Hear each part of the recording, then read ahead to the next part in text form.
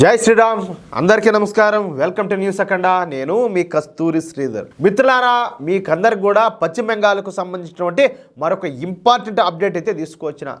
పశ్చిమ బెంగాల్లోని ఈ ముర్షిదాబాద్ జిల్లా సరిగ్గా ఈ బంగ్లాదేశ్ సరిహద్దులను అయితే ఆనుకొని ఉంటుంది. ఈ ముర్షిదాబాద్ జిల్లా బంగ్లాదేశ్తో సుమారుగా ఒక 200 కిలోమీటర్ల సరిహద్దులు అయితే పంచుకుంటుందన్నమాట. అంటే ఒక 200 కిలోమీటర్ల పొడవున ఈ ముర్షిదాబాద్ జిల్లాకు, అదేవిధంగా ఈ బంగ్లాదేశ్కు మధ్యన ఈ సరిహద్దు అయితే ఉంటుంది. అర్థమైంది కదా మీకు?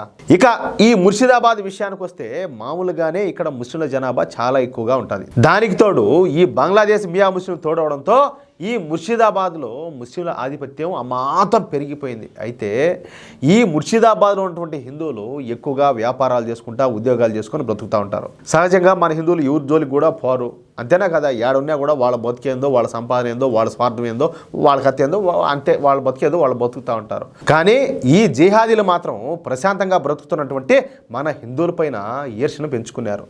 సమయం కోసం ఎదురు చూస్తూ ఉన్నారు. ఇక ఆ సమయం రానే వచ్చింది. ఈ వక్ఫ్ బిల్లు పార్లమెంట్లో పాస్ అయింది.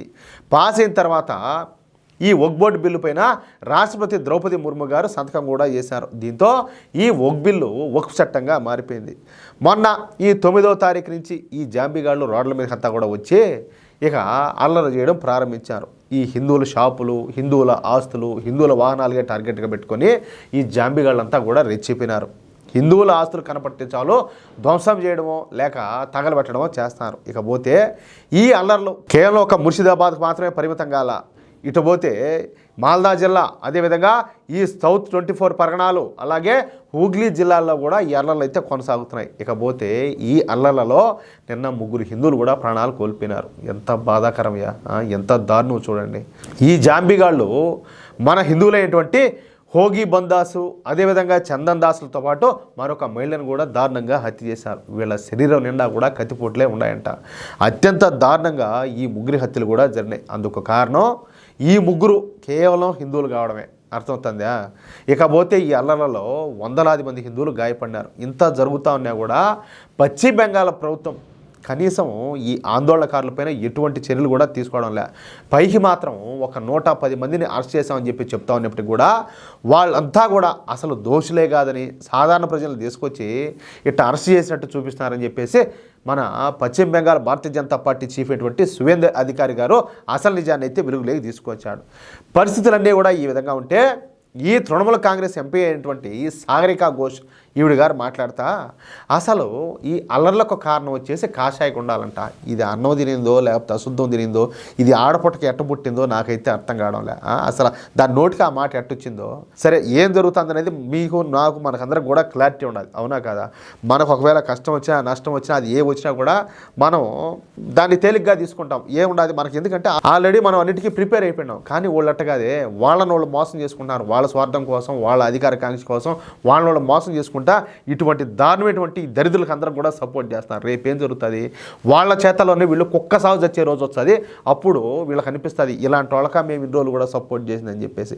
లేకపోతే కాషాయ గుండాలని చెప్పి మాట్లాడుతుంది దరిద్రకుండా. ముందు కాషాయ గుండాలను కంట్రోల్ చేయాలంటూ పిచ్చి వాగుడంతా కూడా వాగుతుంది. ఎవరు కాషాయ గుండాలు? నిజంగా కాషాయ గుండాలు అనే మాట కన్నా నిజమైతే తదాస్ దేవతలు అంటూ ఉంటారు. వాళ్ళు సరిగ్గా పనిచేసినట్లే. ఈటోళ్ళందరూ కూడా మాట్లాడేటప్పుడు పైనుంచి తదాస్తగా అంటే దేశాన్ని బట్టి దరిద్రం వదిలిపోదా ఒక దెబ్బక? అవునా కాదా నేను చెప్పేదా? లేకపోతే ఏంది దాన్ని? ఎవరు దాడులు చేస్తున్నారు, చనిపోతాంది ఎవరు, దెబ్బలు తింటాంది ఎవరు, మళ్ళీ తిరిగి అపవాదులన్నీ కూడా భరిస్తాంది ఎవరు? ఇకపోతే ఈ విషయం పైన పశ్చిమ బెంగాల్ ముఖ్యమంత్రి అయినటువంటి అభినవ్ స్వర్పణక ఈ మమతా బెనర్జీ మాట్లాడతా మతతత్వ శక్తులు అమాయకపు ముస్లిం పౌరులను రెచ్చగొడుతున్నారంట. ఎవరు? మతతత్వ శక్తులు. అర్థమవుతుందా? ముస్లింలు అమాయకులు కాబట్టి ముస్లిం సోదరులు ప్రశాంతంగా ఉండాలంటూ ఈ అభినవ్ స్వర్పణక హిందువులనే తప్పుపట్టింది. పైగా వక్ఫ్ చట్టం తెచ్చింది తాను కాదని, కాబట్టి పోయి కేంద్రాన్ని అడగాలంటూ ఈ నిష్ఠదరిద్రపు కామెంట్లన్నీ కూడా చేసింది. పైగా ఇంకో మాట కూడా చెప్పింది, ఒకవేళ కేంద్ర ప్రభుత్వం ఈ బిల్లును తీసుకొచ్చినప్పటికీ, రాష్ట్రపతి దాన్ని ఆమోదించినప్పటికీ మేమైతే ఈ బిల్లును ఇక్కడ పశ్చిమ బెంగాల్లో అమలు చేయమని చెప్పేసి కూడా మరొక స్టేట్మెంట్ ఇచ్చింది. ఎందుకో పశ్చిమ బెంగాల్ భారతదేశంలో ఉన్నదా, బంగ్లాదేశ్లో ఉన్నదా, యాడున్నది? ఏందో ఈ దరిద్రం ఏందో నాకు అర్థమే కావడంలే. అయితే ఈ విషయాన్ని బీజేపీ నాయకులు కలకత్తా హైకోర్టుకు తీసుకెళ్లడంతో ఇక ఈ అల్లర్లపైన తీవ్రంగా స్పందించినటువంటి హైకోర్టు వెంటనే కేంద్ర బలగాలను ముర్షిదాబాద్లో మోహరించాలని చెప్పేసి ఆదేశాలు జారీ చేశారు.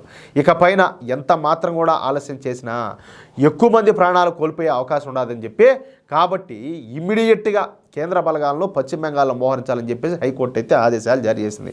ఇక హైకోర్టు ఆదేశంతో అర్ధరాత్రి 12 గంటల సమయంలో హోంశాఖ అధికారులతో చర్చలు జరిపినటువంటి అమిత్ షా గారు ఇమ్మీడియట్గా ప్రత్యేక విమానాలలో ఈ ముర్షిదాబాద్కు కేంద్ర బలగాలను అయితే పంపించారంట. అది ప్రస్తుతం ఈ పశ్చిమ బెంగాల్లో పరిస్థితి ఎంత దారుణంగా ఉన్నదో ప్రతి ఒక్కరు కూడా అర్థం చేసుకోండి.